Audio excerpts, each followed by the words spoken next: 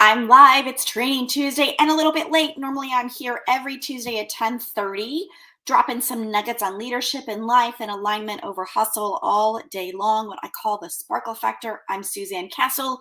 You're you. Welcome. Thanks for waiting on me today. I was helping a client in the middle of a mess. I'm going to share a little bit about that later, but I just dropped a comment in about a great event, and let's share about that in just a minute because today we are talking about creating more time.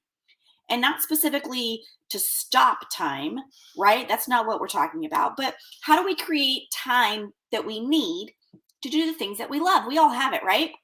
But we all know that time is at a premium these days. It's really hard to find someone that complains about having too much time on their hands. Anybody singing that song right now? Right? Most of us are so busy with work and with family, with various obligations that we have, that there's little time left to do the things that we really like and love to do. Is that you? Let me know in the comments. Let me know that you're here live or on hashtag replay. Who are you? Where are you tuning in from? The thing is, it's not easy to find time to pursue your passions, but there's usually a way if you're truly serious about it. So today I thought it'd be fun to go through a few techniques to create the time that you require for some of your more important pursuits. Does that sound fun to you? Sounds fun to me. Okay, so let's jump right in. So the first technique I have is to honestly look at your calendar, look at your life, and decide what you want to make room for. Have you done that lately? Not just goals and you're trying to do this, this, and this, and you're trying to squeeze all the things in. The best way to motivate yourself to create more free time in your life is to identify what you want to make time for. Sounds really simple, right? Sounds really easy. It's kind of like, well, duh, Suzanne, I know that already. So you start with asking yourself, what are the most important things that I'd like to spend more time on? So do you want to learn the violin? Awesome.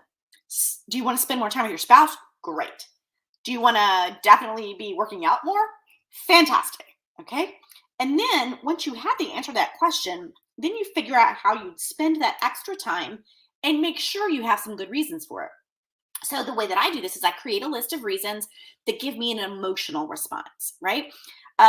Working out, for example. When I work out, I feel better. My body moves better. I have less aches and pains, although not at the beginning of the workout, right? I eat better when I do that. I'm more relaxed. I sleep better. I am happier after I work out. These are all emotional reasons that then allow me to create that space in my calendar because then it becomes important to me, right? So you definitely want to do that because being logical is unlikely to inspire you. I'm going to say that again. Being logical isn't inspirational. It might help you figure out a path from A to Z, but it doesn't inspire you. So you have to inspire your own self. So take a little bit and decide what you want to make room for, decide what's important, and then how you can connect in your heart to that thing. And then I bet it's going to be easier to create some space. The second thing that I would say is you need to be able to use your mornings wisely. Okay? Here's what I find. Most people waste their mornings. I hate to be the hope dasher here, right? I know you want to sleep in. I get it. There's a whole lot that goes around on the internet right now about, how much sleep do you actually need? And do you need to be up before 10 a.m. or are you a 5 a.m. or whatever? Most of us, if we're honest, we stay in bed as long as possible. And we barely manage to get to work on time each day. So we want to make the most of our mornings. So by doing that, the first thing you should do is what? Go to bed earlier so that you can get up earlier. Understand if you need 8 hours of sleep and you think that you would be better off if you would just start your day at 6, back it up. Turn off your Netflix. Make it happen. Here's what most of us will find is that it's often easier to do something worthwhile in the morning than in the evening. Why is that? Well, because body, energy, all of those things, we've just rested, make it easier to do those kind of pursuits. So I would ask you, what are you really missing by going to bed earlier? What are you really missing? Now, if you are international and your schedule's a little wonky like mine is sometimes, I get that. That's not what I'm talking about. But if you're really honest with yourself, I don't know what you're probably not missing, right? With access to streaming television, because that's usually what I hear. Well, I watch this show. Okay, well, just put it in a little bit earlier in your day. If that's the only time that you have quiet, what I would say to you is, I bet you have quiet before everybody in your house gets up too. You're making an intentional decision. Now, if you have found that you work better at night, that's different. Okay. So understand your workflow pattern, but sometimes getting up to do something that you're passionate about will be easier if you do it first thing. Okay. Another technique is that understand how you do actually waste time. We all do it. Like, let's just be honest with ourselves. We're quite ingenious at wasting time. So watch yourself for a day. Write down all of the ways that you waste time. I asked a client to do that not too long ago and asked all their employees to do that. Track every single thing that they did every day. So on one side of the page, they had what their schedule was supposed to be. And then on the other side, what actually happened. Because when you understand where your time is leaking away, you can start working on a solution because you can take it back. Wow, I spent 30 minutes scrolling Facebook. I just meant to check on 2 posts. It happens, right? And then you can make a schedule.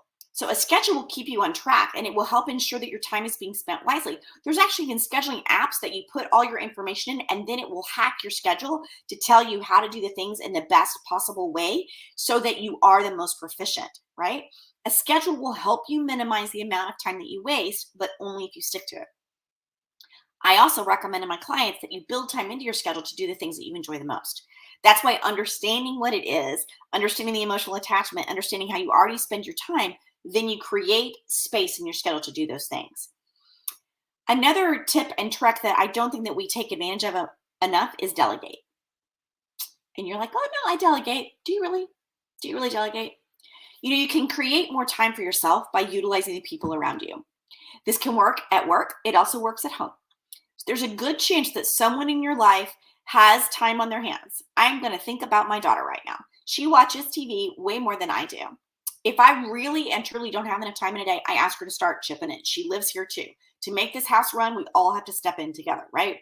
So put your employees and your coworkers and your children and your partners to work. It's okay. And it's okay if they don't do it exactly like how you would do it. A little help can free up quite a bit of time.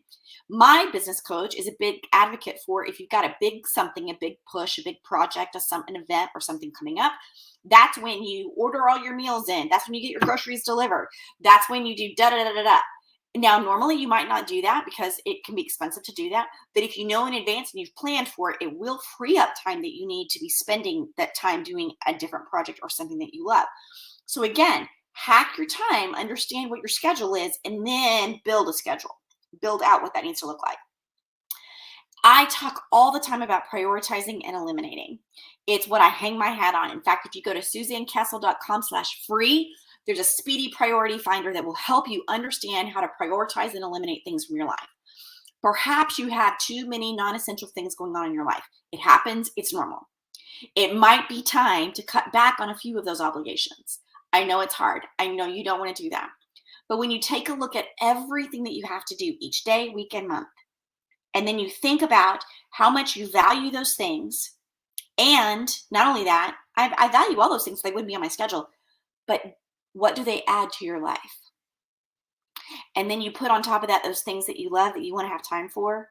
I bet pretty quickly you're going to find at least something to remove from your life so you can have less stress and more love and more alignment and less hustle and less mania and less stress. Multitasking is also not great. I know it can help you. You might make phone calls or do important reading while sitting on an exercise bike. Okay. You might also get your exercise while taking the dog for a walk. I feel like that's not multitasking.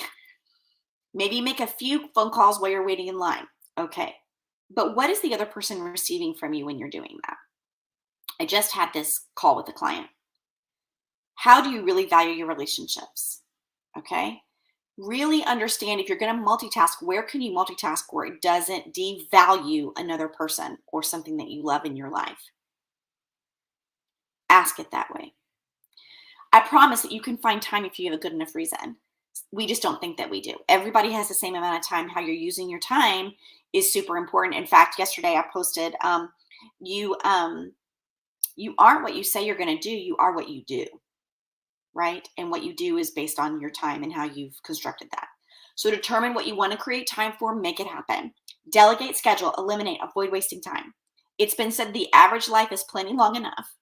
provided you don't waste any time. So don't waste any more time. What are you willing to give up to spend time on the things that you love? Start there today. I know you can do this. Now, I do want to remind you, I put a comment in quickly that there is an event coming up and there are virtual options. So I am flying to Pensacola, Florida next week to be in the room with some powerful women for the Powerful Women Conference, and I cannot wait. And they have watch parties going on. All the content will also be available virtually. There's 12 other speakers. There's a comedian that's going to be there. There are specialists in LinkedIn and mindset and wisdom and how to community build. This will be a powerhouse event. You're going to want a ticket to this. So check out the link, check out the link, check out the link. It doesn't matter if you can't be there on the 28th. This content is going to continue to be accessible to you, but only if you have a ticket. And there's a digital guidebook that's coming. There's all sorts of wonderful resources. So I highly recommend that you grab a ticket. All of the speakers are committed to giving value to you, your business, and your life. Thank you for spending a few minutes with me. My name is Suzanne Castle. This is Training Tuesday. I'll see you next week.